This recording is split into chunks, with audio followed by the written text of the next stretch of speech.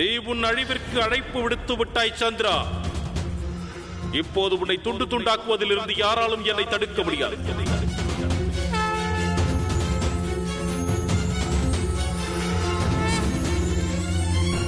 தேவகி, இது என்ன ஒரு அதிசயம் பார்த்தாயா? இனி இரவென்பது மட்டும்தான் நிரந்தரம் என்று எனக்கு தோன்றுகிறது. இல்லை என்றால் இந்நேரத்திற்கு சூரிய ஒளி இந்த இடம் வரை வந்திருக்குமே. மகாராஜா, நான் அறிந்திருந்தேன். தர்மத்தை நிலைநாட்டுவதற்கு லீலாதாரி நாராயணன் ஏதேனும் ஒரு லீலை செய்வார் என்று. ஆனால் இத்தனை பெரிய லீலை செய்வார் என்று நான் சற்றும் எதிர்பார்க்கவில்லை. இன்று எனது நம்பிக்கை பல மடங்கு அதிகமாகிவிட்டது. சர்வசக்தி படைத்த அந்த கடவுள் அந்த அதர்மி கம்சனின் அதர்மத்தை ஒருபோதும் வெற்றி பெற விட மாட்டார்.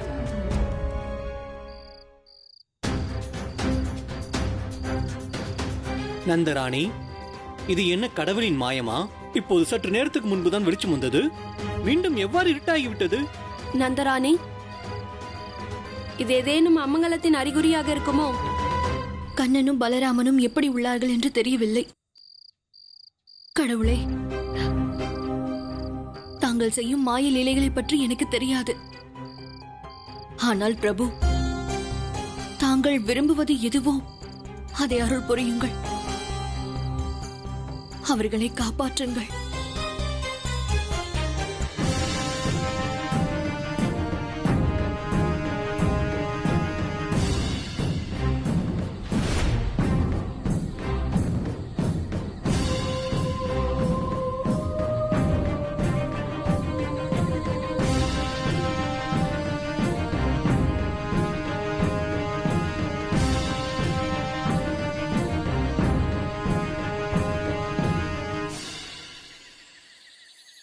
ஆசிரமம் அக்ரூரர் மாமா கூறியது போன்றே இந்த இடத்தில் ஆசிரமம் இருக்கிறது.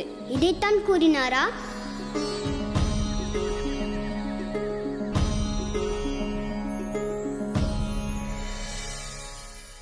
இப்போது நான் உன்னை அழித்து நான் உன்னையும் பிரேதமாக்கப் போகிறேன் சந்திரா.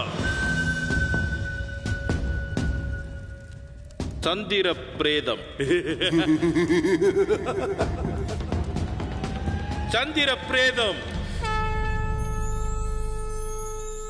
நாராயண நாராயண பிரபு, கம்சனின் இந்த த்ரீகண்டி சக்தியை உலகத்தில் யாராலும் தடுக்க இயலாது.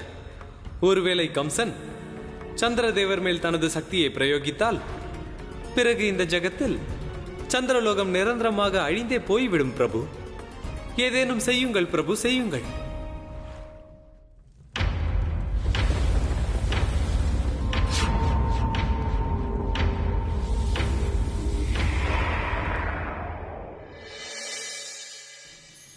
ரிஷி அவர்களே,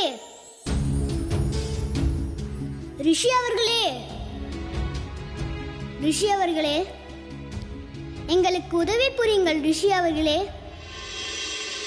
கம்சா, என்னுடைய ஆயுளை இன்றோடு முடித்து வைத்தாலும் சரி, நான் எனது இடத்தை விட்டு இறுதி வரை நகர மாட்டேன்.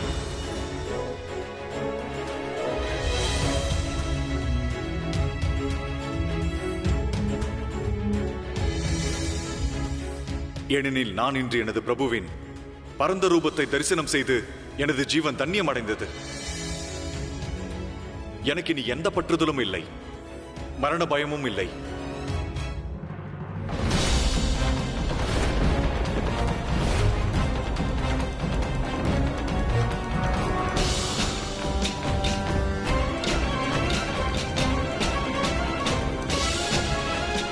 தேவி, பிரபு,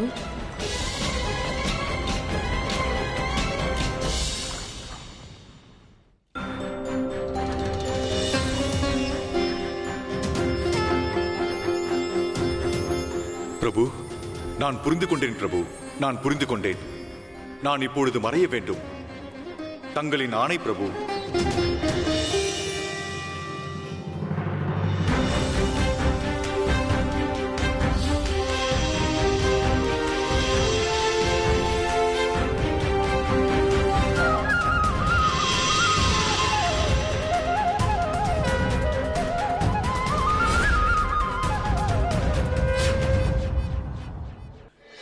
கண்ணை திறந்து பாருங்கள் கடவுளே, பாருங்கள், அங்கே பாருங்கள், பொழுது விடிந்து விட்டது. உங்கள் சக்தியின் சாட்சியாக, அந்த விஷ்ணுவியின் தோல்வியின் நிரூபணமாக பார்த்தீர்களா, அந்த சந்திரன் ஓடிவிட்டார்.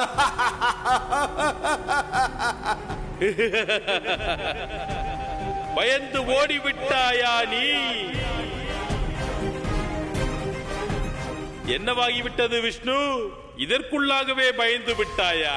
நீயோ உன்னை உலக ரட்சகன் என்று கூறிக்கொள்கிறாய். உண்மையை கூறு. பயந்து விட்டாய் அல்லவா? பயந்து விட்டாய் தானே? எனக்கு நம்பிக்கை வந்துவிட்டது விஷ்ணு. கடவுள் கம்சனின் சக்திக்கு முன்னால் உன்னால் கூட நிற்க முடியாது.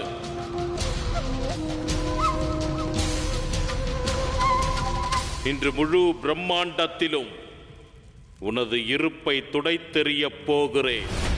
எவனுக்காக ஓங்கி முழங்கி எனக்கு அசிரறி ஒழித்து காட்டினாயோ, எவனது படைப்பினால் நீ வருடக்கணக்கில் பெருமைப்பட்டுக் கொண்டாயோ, எவனை என்னை கொல்வதற்காக நீ அனுப்பினாயோ, அவனை, அந்த தேவகியின் 8வது மகனை இந்த உலகத்திற்கு முன்னால் கொல்லப் போகிறேன். செல், இழுத்துக் கொண்டு போ அந்த பலசாலியை, அந்த பலராமனை. நெல் நெல் நெல். அவனை தத்தெடுத்து வளர்த்துக் கொண்டிருப்பவர்களையும் அவனுக்கு உயிர் கொடுத்த அந்த தந்தை தாயையும் உடன் அழைத்து வா. அப்போதுதான் எல்லோருக்கும் தெரியும் கடவுள் கம்சன் அந்த விஷ்ணுவின் அம்சத்தை எவ்வாறு கொல்லப் போகிறான் என்று. செல்.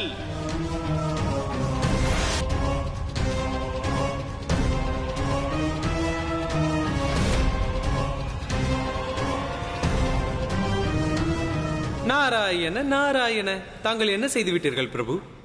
தேவி ராதா மதுராவுக்கு இன்னும் திரும்பவில்லை. சூரியனும் உதித்து விட்டது. பிரபு, எனக்கு ஒன்று புரியவில்லை. தேவி ராதா மதுராவுக்கு சமயத்தில் எவ்வாறு திரும்புவார்கள்? தேவரிஷி, இதற்கான பதிலை தங்கள் அன்னையே கூற வேண்டும். தாயாரா? நான் புரிந்த அனைத்தும் இவ்வுலகையும் சத்தியத்தையும் காப்பாற்றுவதற்கு அவசியமான ஒன்று. காலம் கனிந்து விட்டது. கம்சனானவர் சத்தியத்தின் சக்தியை உணரப் போகிறார்.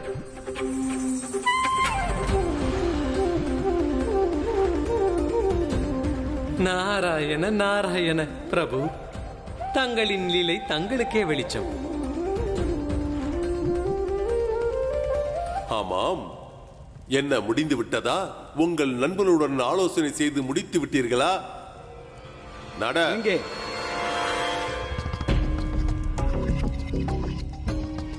எங்கே நந்தரே? எந்த மகனை நீ அன்போடு பாசத்தோடு ஊட்டி இவ்வளவு நாள் வளர்த்தாயோ, அவனை கடைசி முறையாக பார்க்க, இதன் பிறகு அவனை நீ பார்க்க இயலாது. புரிந்ததா? பார்க்க வேண்டாமா? அதாவது நீ அன்போடு வளர்த்த உனது மகனை கடவுள் கம்சன் அவனை கொல்லப் போகிறார்.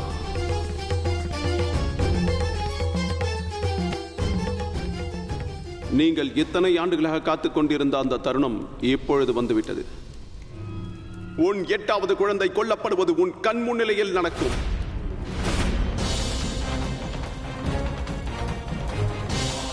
கிளம்புங்கள்.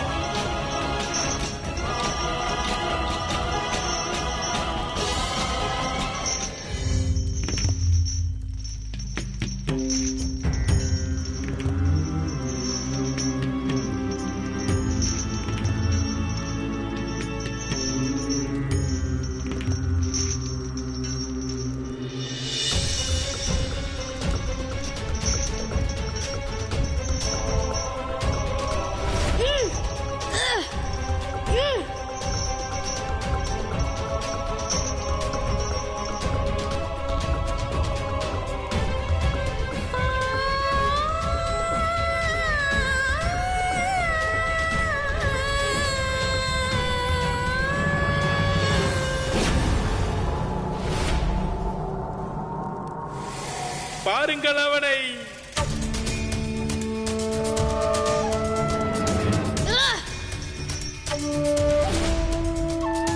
இவன்தான் அந்த சிறுவன். இவனுக்காகத்தான் அந்த விஷ்ணு ஆகாயத்தில் அசரீரியை ஒலிக்கச் செய்தான். என்னை கொல்வதாக சொல்லப்பட்ட தேவகியின் வயிற்றில் பிறந்த 8வது குழந்தை இவன்தான்.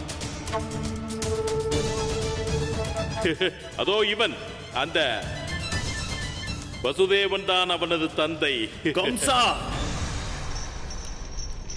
எனது எல்லா குழந்தைகளையும் கொன்றுவிட்டு இன்று என்னை தந்தை என்று கூறுகிறாயா? முற்றிலும் பொய்.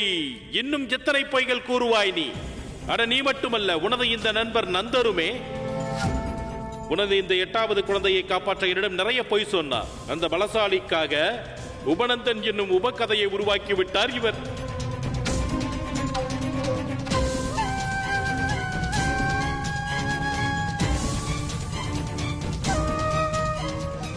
உங்கள் இருவரின் விஷயத்திற்கு நான் பிறகு வருகிறேன்.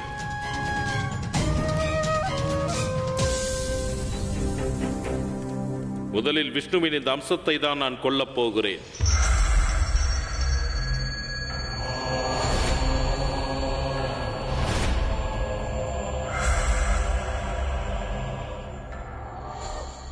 பார்த்துக் கொண்டிருக்கிறாயா? ஏ சக்கரதாரி விஷ்ணு, இன்று உனது இந்த தூதுவனுக்கு மரணம் அளித்து எனது மரணத்தை நான் வெற்றி கொள்வேன். உன்னால் முடிந்தால் காப்பாற்றிக்கொள். இது கடவுள் கம்சனின் சவால்.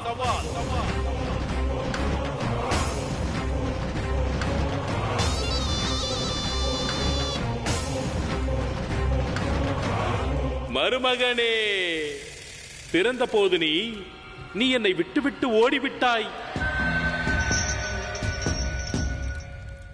அல்லவா வசுதேவா? இன்றோ எங்கு ஓட முடியும்? எவ்வாறு ஓட முடியும்?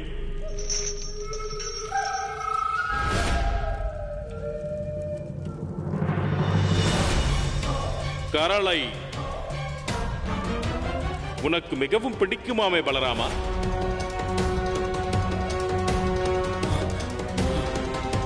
உனக்கு பிடித்த இந்த அஸ்திரத்தினாலேயே உனது முடிவை உனக்கு அளிப்பேன். மன்னர் கம்சரே, தங்களுக்கு வீரம் என்பது இருந்தால் என்னை ஒரே ஒரு முறை விடுவித்து பாருங்கள். அப்போது புரியும் தங்களுக்கு எவருக்கு எவர் முடிவளிப்பது என்ற யோகியனை தெரியும். நீ என்ன நினைத்தாய்?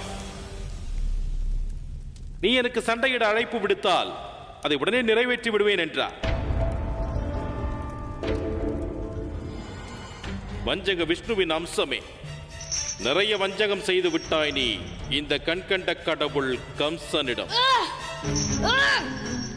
அந்த விஷ்ணுவிடம் சேர்ந்து கொண்டு நீ நிறைய ஆட்டமாடி விட்டாய். இன்று எனது ஆட்டம், உன்னுடைய வாழ்க்கையில் இறுதி ஆட்டம்.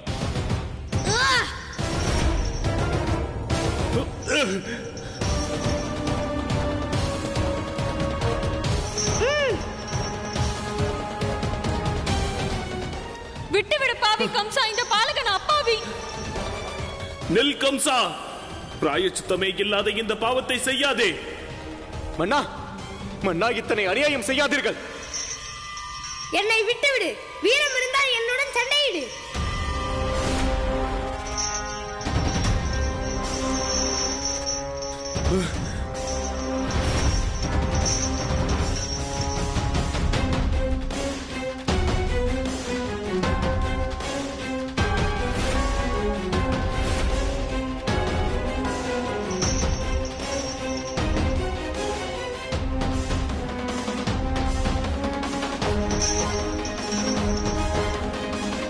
உனது விடுதலைக்கான நேரம் வந்துவிட்டது பாலகா.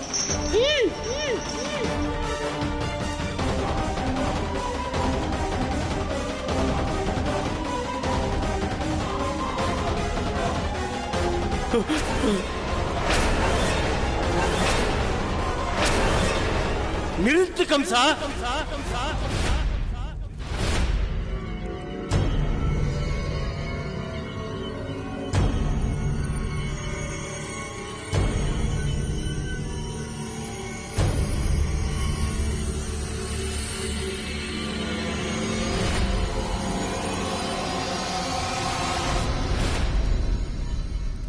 குரு கர்காச்சாரியார் எனது அரண்மனையிலா?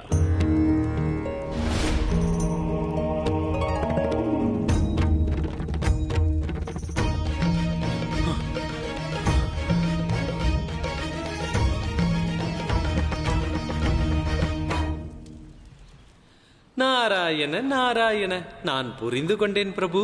தேவி ராதை இந்த கடினமான யாத்திரையை ரிஷி கர்காச்சாரியாரை அழைத்து வரத்தான் செய்திருக்கிறார்கள். ஆனால் பிரபு, எனக்கு ஒன்று புரியவில்லை. கம்சன் இப்பொழுது இருக்கின்ற மனநிலையில் எவர் கூறுவதை கேட்கவோ, எவரும் புரிய வைத்தால் புரிந்து கொள்ளவும் மாட்டான். ஆனால் பிரபு, ரிஷி கர்காச்சாரியாரை இங்கு அழைத்து வருவதில் என்ன லாபம்? தேவரிஷி, இப்புவியில் ஆதிசேஷனுக்கு விளைந்திருக்கும் ஆபத்தை தீர்ப்பதில் ரிஷி கர்காச்சாரியாரின் பங்கு மிகவும் மகத்துவமானது. ஏனெனில் அவருடைய சிறப்பு எண்ணில் அடங்கா வண்ணம் உள்ளது. அதோடு மட்டுமல்லாமல் அவரே கம்சனுடைய குலகுருவும் ஆவார். ஆனால் பிரபு, அந்த அதர்மி கம்சன் தன் குருவின் பேச்சை கேட்பானா? தேவி, கம்சன் எதை செய்வான் செய்ய மாட்டான் என்பதை நியதியை தவிர வேறு எவருக்கும் தெரியாது. ஆனால் கம்சனின் முன்னிலையில் சத்தியமும் அது நித்தியமும் வரவேண்டியது முக்கியமாகும். அதுவும் இக்காரியத்தை ரிஷி கர்காச்சாரியாரால் மட்டுமே செய்ய இயலும்.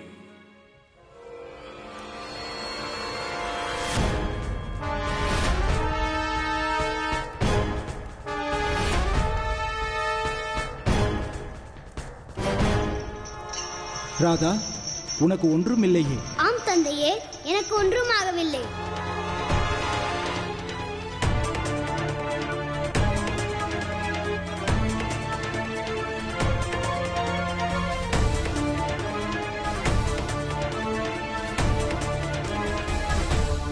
குருதேவர் கர்காச்சாரியார், கம்சனின் நகரத்திற்கு உங்களை வரவேற்கிறேன். அதிசயமான நேரம் இது. அதிலும் நீங்கள் வந்தது மிகவும் நன்று. இந்த பாலகனை கொன்று தீர்த்த பிறகு இவனது இறுதி காரியங்களை தங்களை வைத்தே செய்து விடுவேன். நான் ஒன்றை உணர்கிறேன் குருதேவரே.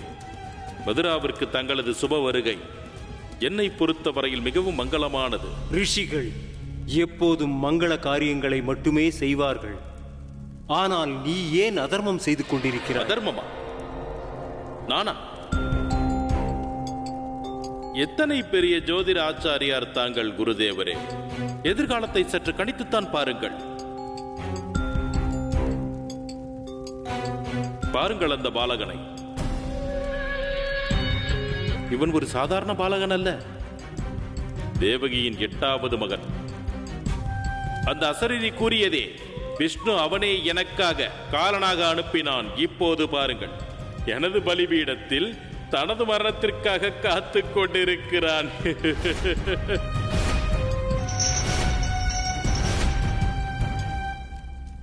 பிரமை, உனக்கு பிரமை.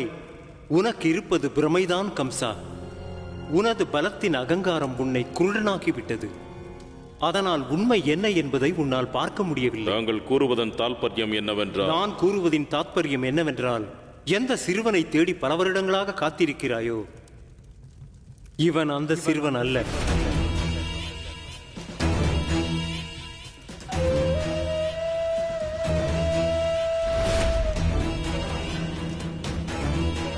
நீங்கள் எனது கஷ்டத்தை தீர்க்க வந்தீர்களா அல்லது அந்த சக்கரதாரி விஷ்ணுவுடையதையா?